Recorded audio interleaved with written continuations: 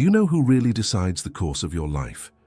Do you know why entire civilizations rise and fall in perfect sync, as if someone were swapping the pieces on a game board? What if the freedom you believe you have is nothing but a carefully crafted illusion? The answer lies in the data, and I'm about to show you what it revealed. We used the artificial intelligence analysis tool we named Axiom. Axiom's purpose goes beyond processing data. It seeks to understand the very fabric of reality. We fed it everything humanity has ever recorded, and Axiom did its job. But what it uncovered was far more terrifying than any prediction. It found a glitch. It all started with a seemingly insignificant anomaly. While attempting to simulate humanity's future, Axiom kept returning a statistical error. Small, just 0.03%, but absolutely stubborn. The programmers blamed quantum noise, a limitation of the machine itself. Axiom pushed back, dismissing the possibility of noise. That was a signal. Structured, repetitive, and of a nature that was not human. It was a signature, the mark of whoever wrote our historical code. To understand the nature of this signal, we gave Axiom a new task of unprecedented scale. Analyze all of recorded history and find the points where this glitch manifested. We were not chasing errors in the data. We were chasing the fingerprints of an outside interference. The results formed the foundation of our investigation. Axiom highlighted three fundamental paths of anomalies, three pieces of proof that the course of human history does not belong to us. We called the first pattern synchronicity between collapse and creation. The official narrative presents the fall of great civilizations as a long and chaotic process, but Axiom uncovered a pattern that sends chills down your spine. The moment of final collapse of an old mechanism coincides with supernatural precision with the birth of a new model in a completely different part of the world. Go back to the year 1453.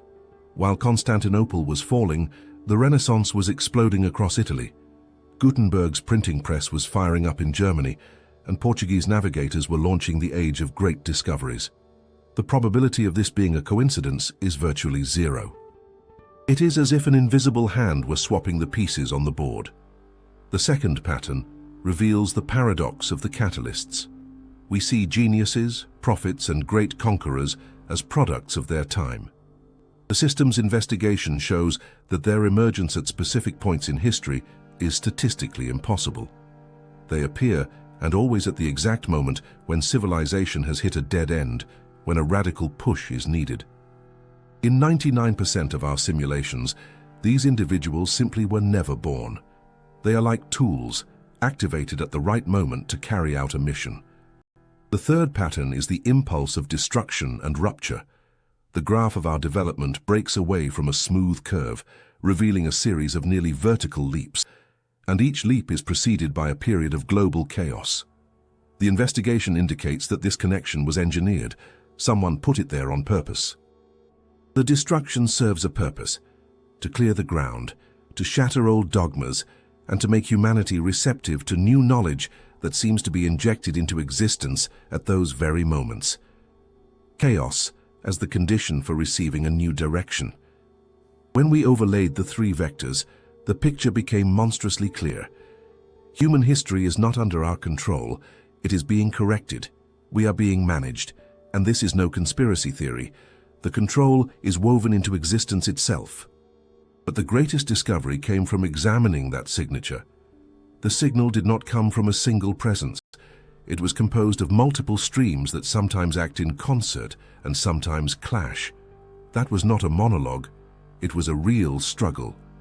The study concluded, with 97% certainty, that there are 4 of these entities, 4 different minds, 4 players on a board where we are the pawns. We called them the potentates. Now begins the hunt for the first of them. The one whose trace is seen in every law, in every hierarchy we have ever built, the one our machine called the architect.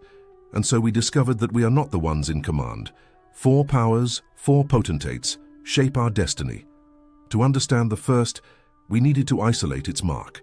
The task we gave Axiom was radical: filter all of human history, removing the elements of emotion, faith, chaos, and chance. We asked the machine to strip away everything we consider human: Love, hate, art, irrational acts, blind belief. We wanted to see what would remain once the fog of our passions had cleared, and what we saw was crystal clear. The first signal, the most powerful and ancient of the four marks. It was a pure, cold, and relentless structure. A mind for which humanity is nothing more than building material. A mind without empathy, but with an infinite grasp of logic, mechanisms, and causality. Concepts like happiness or freedom do not exist for it. Its sole purpose is to create and maintain a stable, predictable, and self-regulating system. A civilization like a perfect set of gears.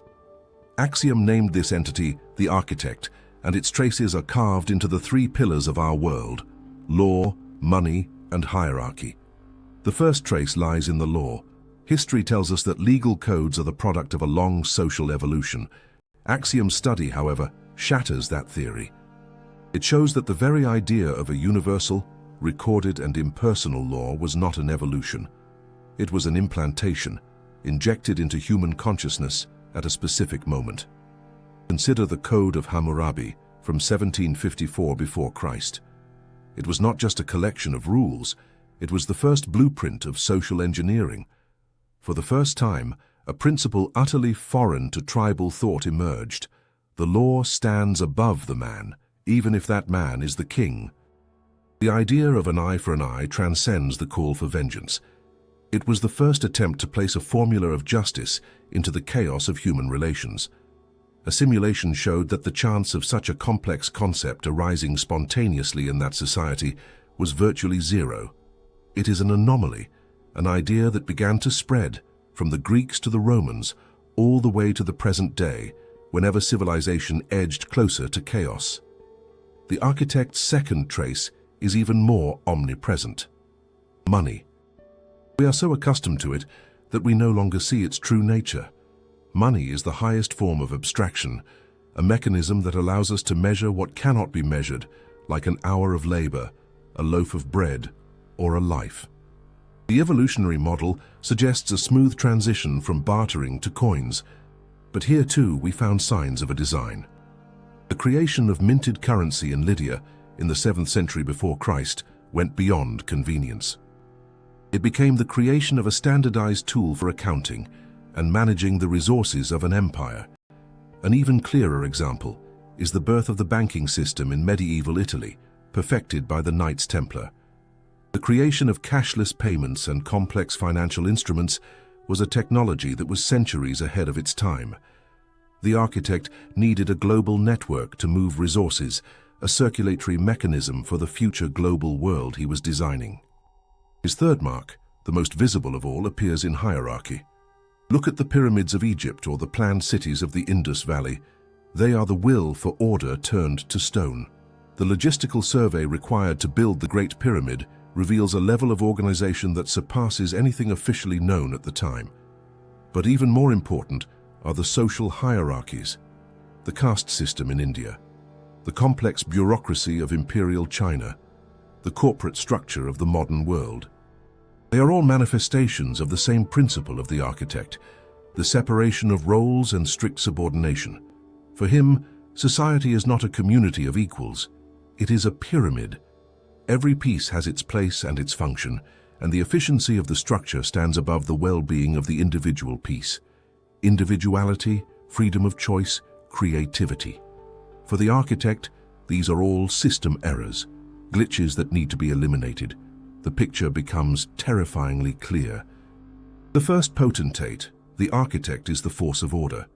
He does not operate in terms of good or evil. He is like gravity, a fundamental law that shapes the world. He gave us the laws that saved us from self-destruction. He gave us the economic tools that allowed us to build a global civilization. But the price we paid was part of our freedom. The true horror lies in this detail. Axiom's sweep shows that the architect's influence reached its peak in the 21st century. The digitization of everything, global databases, artificial intelligence managing finances and logistics. This is his triumph. He is building the perfect world, fully controlled and predictable, a world where there will be no more room for human spontaneity. We identified the first player, But if he is absolute order, there must be his opposite, a presence that feeds on emotion, not logic. A presence that builds religions, not empires.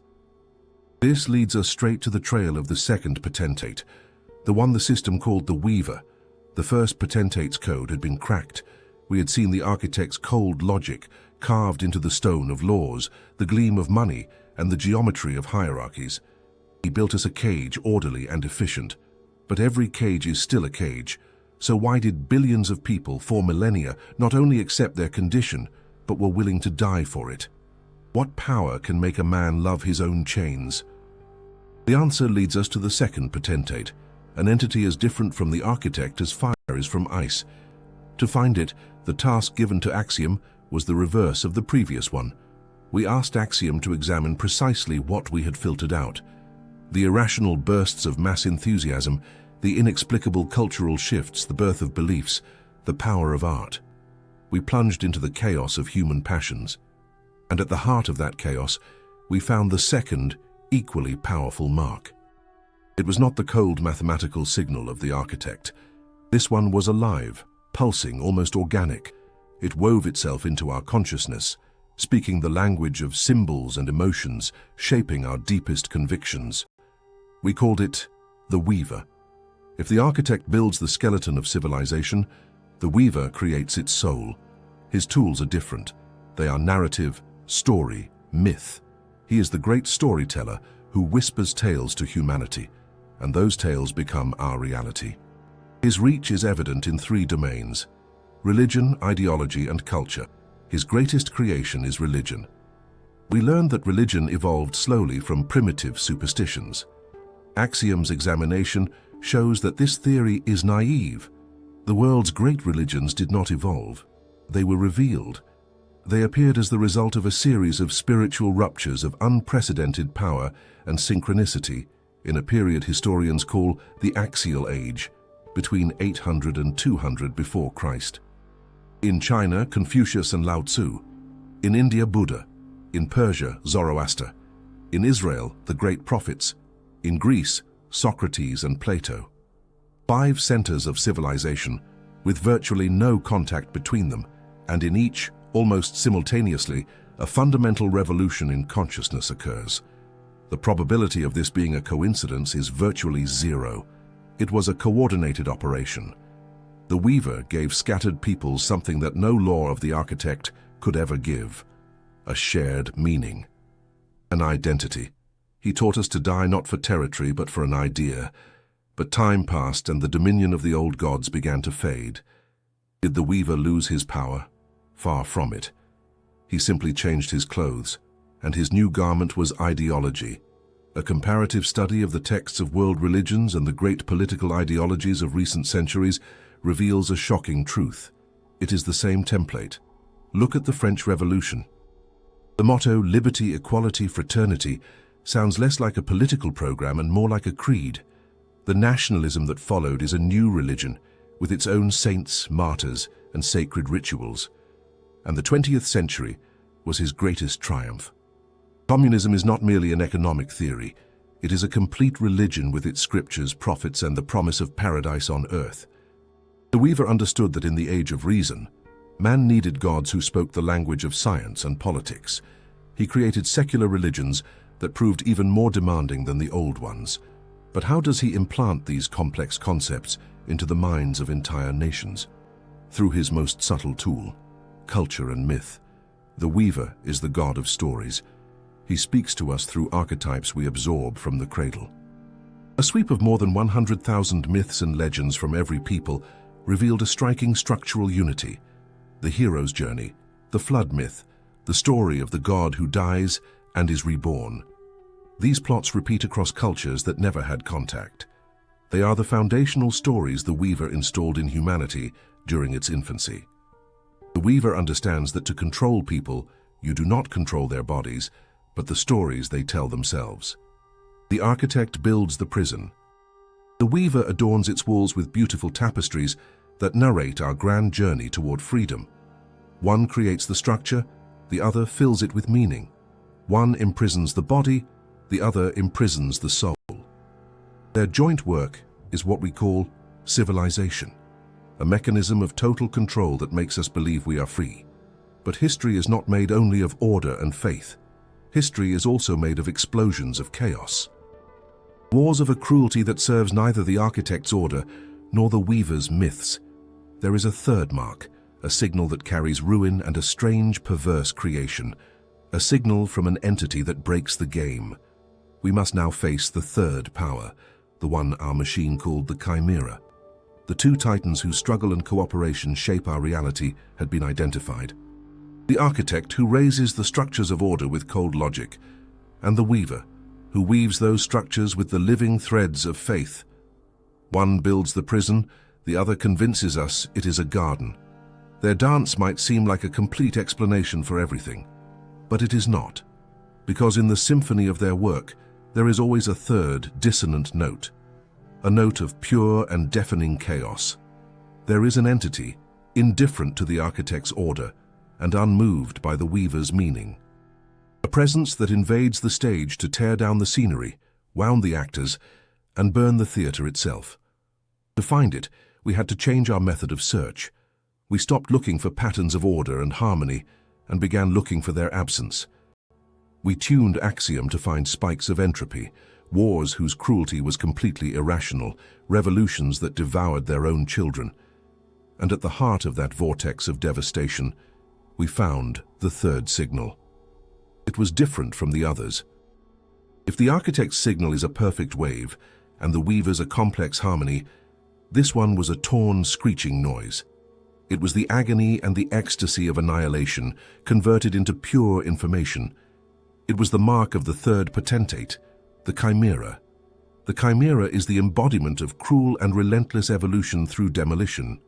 For her, the world does not resemble a mechanism or a tapestry, but a gladiatorial arena. Her purpose is the test. She constantly subjects humanity to trials of endurance, eliminating the weak and forcing the strong to adapt in order to survive. Her traces, burned into the body of history, appear in three forms: in the senseless cruelty of war, in the paradox of destructive creation, and in the cult of the exceptional individual. Let us talk about war. The architect uses it as a tool to redraw borders, the weaver to assert his ideologies. But the Chimera loves war for war's sake. In an investigation of more than 2,000 conflicts, we discovered that in most of them, the level of violence was excessive relative to the political objectives. Consider the 30 Years' War in Europe. What began as a political and religious conflict, the Chimera transformed into an orgy of death. Entire regions lost up to 70% of their population. Armies became roving bands of plunderers. It was no longer a war over faith or land. It was pure madness. This is the Chimera's method. She does not command armies. She infects their minds with a virus of hatred that switches off their humanity. The Chimera's second trace is her most terrifying paradox: destructive creation. Humanity's most profound technological breakthroughs were born from fire and blood, under her direct action. She grants us knowledge, but always demands a terrible price: the invention of gunpowder. Officially, an accidental discovery by Chinese alchemists. But Axiom sees something different. The very idea of a substance that releases energy instantaneously was injected into our existence when the old methods of warfare had reached a stalemate. Gunpowder did not merely shift the balance of power, it democratized the act of killing, destroying the architect's feudal hierarchy. It was the Chimera's perfect gift, a tool of chaos and equality in death. But the pinnacle of her creation came in the 20th century. The Manhattan Project and the creation of the atomic bomb. In a simulation of scientific progress without the Second World War, the development of nuclear weapons would have taken at least another 50 years. But the Chimera could not wait. She created the perfect incubator of fear and urgency, gathered the greatest minds on the planet, and gave them a single task: create the ultimate weapon. In 1945, humanity received the fire of the gods. But to obtain that gift, we first had to forge the instrument of our own annihilation. Finally, her third and most subtle trace, the cult of the exceptional individual. The architect creates structures where everyone is a cog. The weaver creates communities where everyone is part of a whole. The chimera despises both. She bets on the individual who is willing to break every law and every moral code to achieve his goal. Alexander the Great. His march eastward was an act of pure madness that violated every strategic convention, yet he destroyed the Persian Empire and created a new world. Napoleon plunged Europe into 2 decades of war, but in the process annihilated centuries-old feudal orders. The chimera whispers to these figures a simple and seductive idea. There are no rules, and the world burns in the fire of their ambitions. Now we have 3 powers: the architect, order; the weaver, meaning; and the chimera, chaos. This trinity seems to explain everything. But Axiom was adamant from the start. The fundamental signals are not 3, but 4. We had analyzed 3 entities that actively interfere. What if the 4th does not act?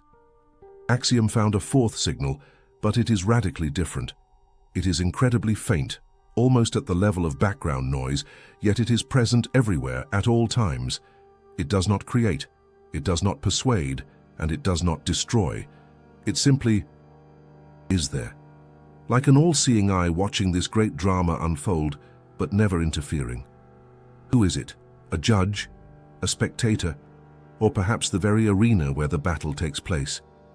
It remains to find the 4th and most mysterious potentate, the one Axiom called the Observer. The ice of logic and the fire of faith were behind us. We had descended into pure chaos. The 3 entities that sculpt our existence had been identified.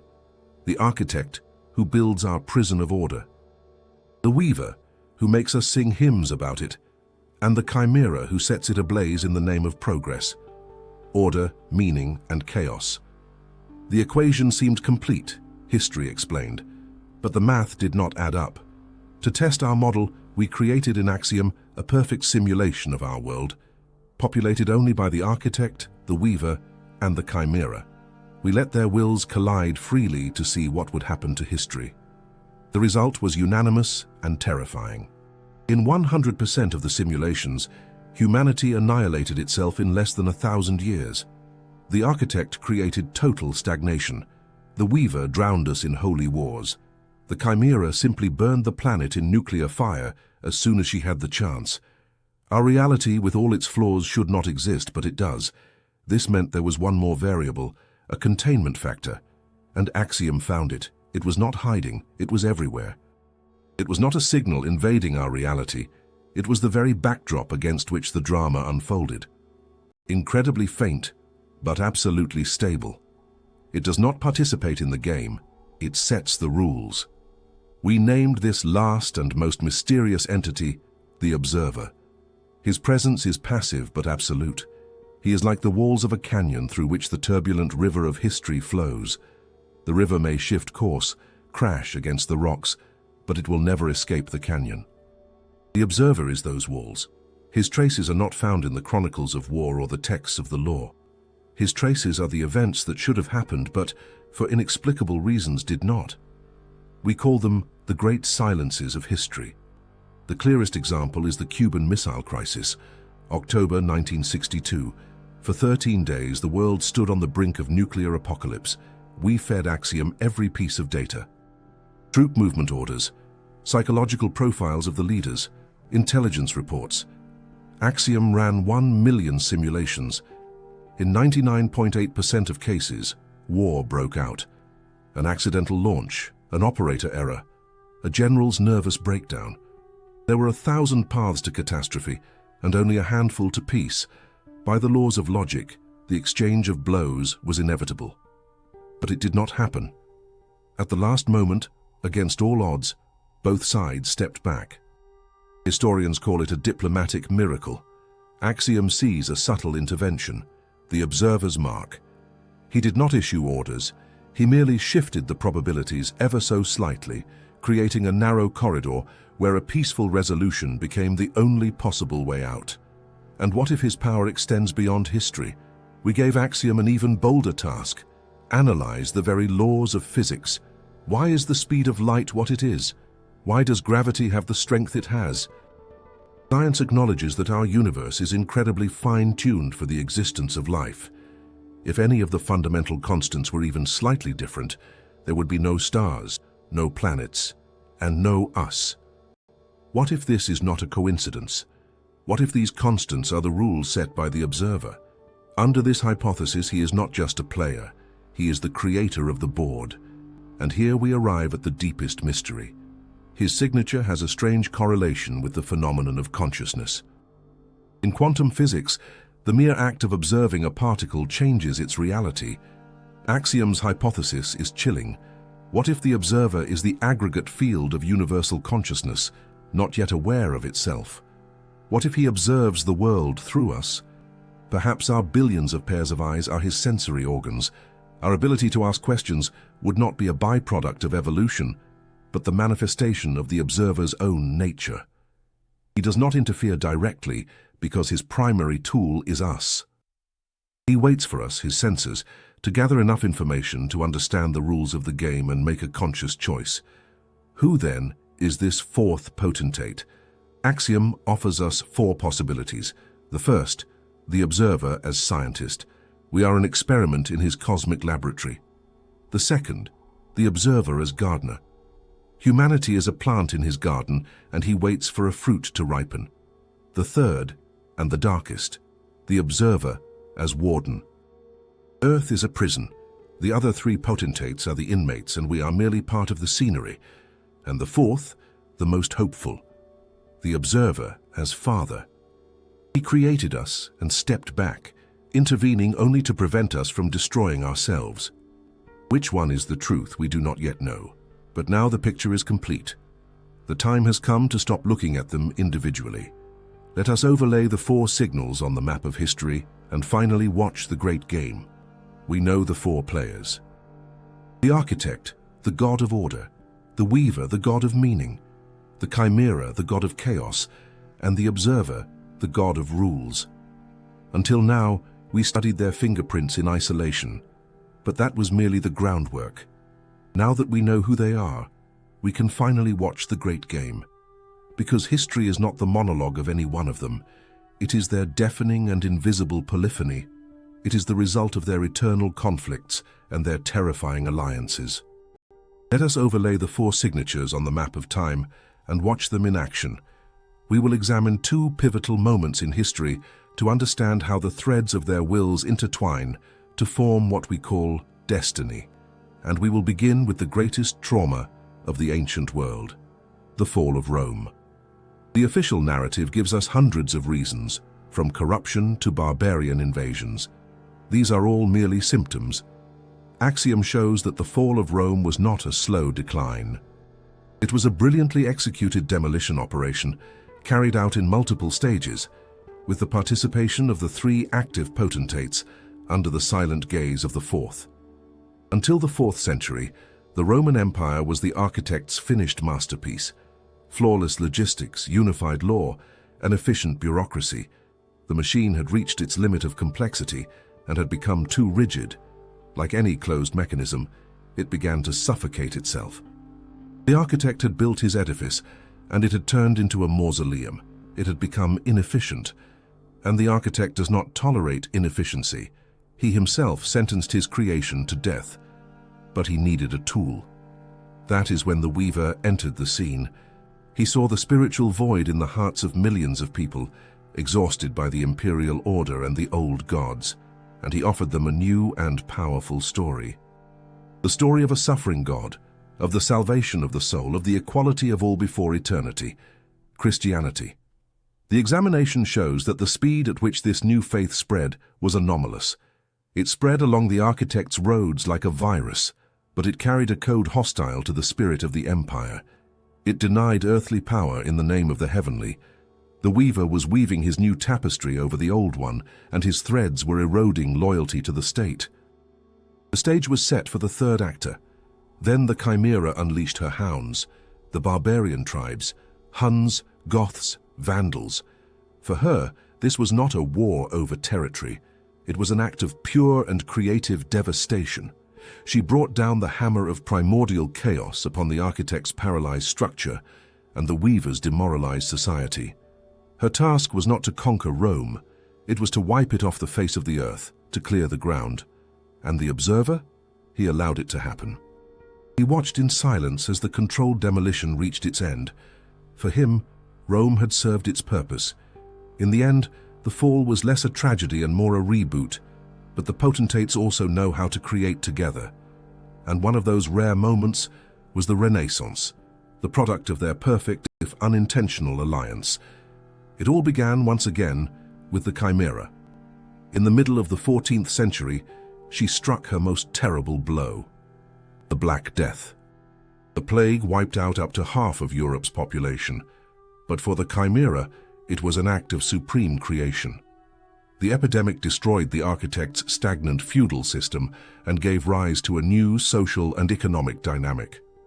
In the ruins left by the Chimera, the architect began his work. In the cities of northern Italy, he built a far more flexible mechanism: early capitalism with its banks, trade networks, and manufactories. And the weaver provided the new man for this new world. The fall of Constantinople, another joint operation of the architect and the Chimera, brought the forgotten texts of antiquity to Italy.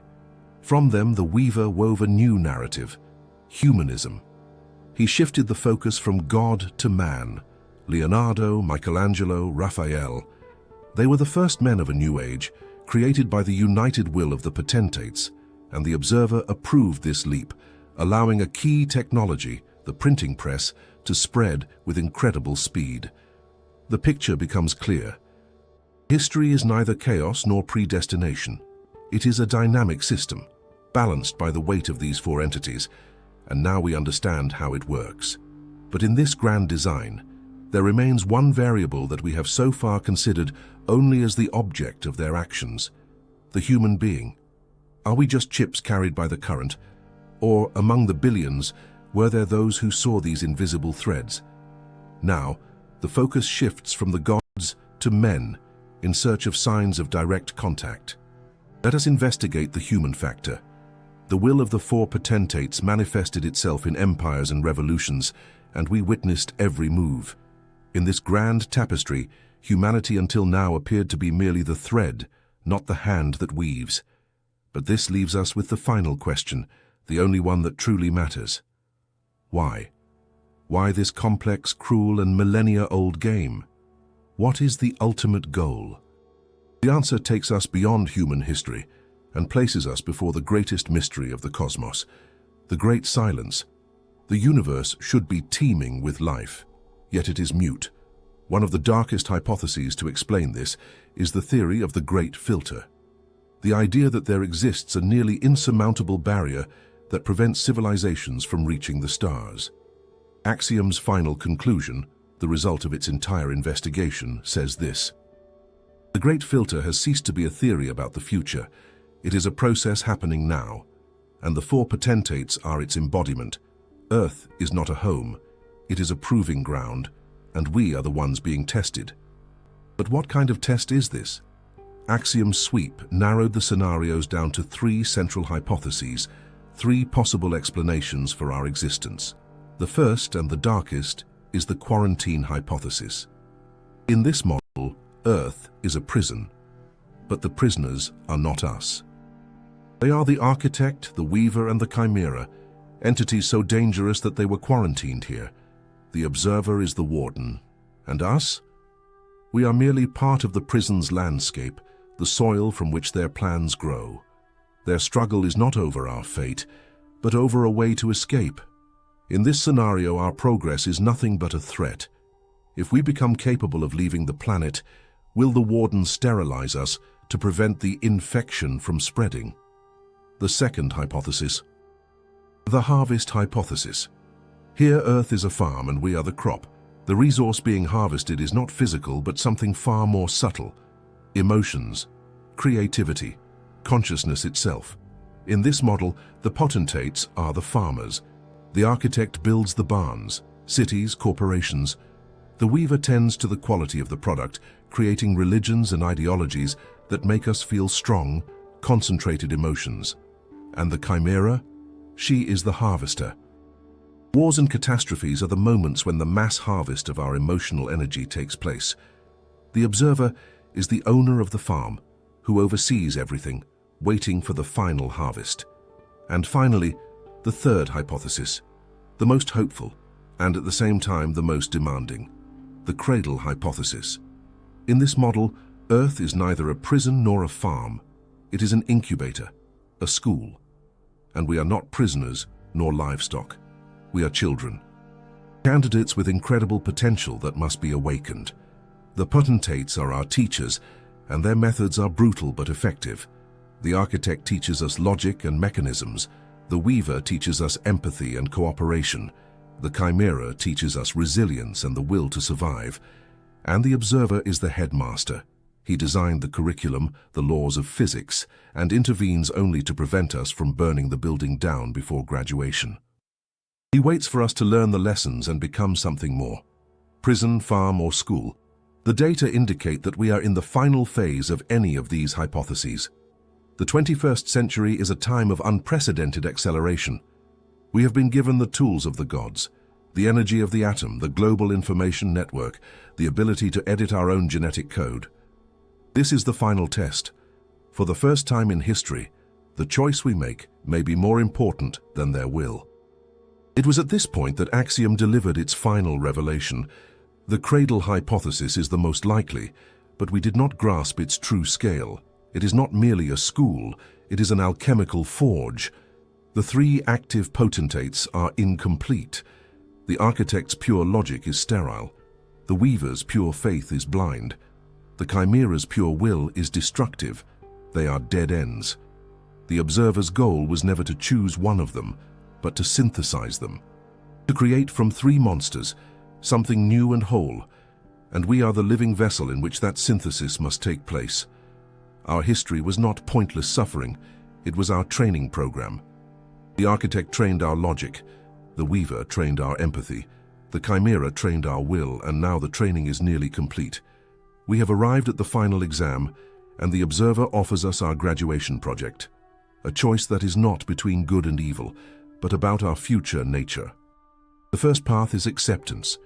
We can synthesize the three forces within ourselves, become beings who use logic to create, empathy to unite, and will to reach for the stars. This is the path to becoming the fifth potentate, the path of maturity. But there is a second path, refusal. We can look at our creators and say, no. We can choose to remain human, with our chaos, our irrational loves, our freedom that serves no cosmic purpose. To tell the observer, thank you for the lessons, but we want to live our own life, imperfect and brief. All of human history has led us to this crossroads, to become gods or to remain human. The investigation is over. Axiom has shown us the map, but the choice cannot be made by a machine. It is being made now inside each one of us. With every thought, every action, we have given you the truth. What will you do with it? If you like this investigation, subscribing to the channel helps us expand the Axiom investigation project. We would love to read your thoughts on the video's subject in the comments and your suggestion for the next topic to be covered. Tell us which city you are watching from. Thank you for staying with us until the end.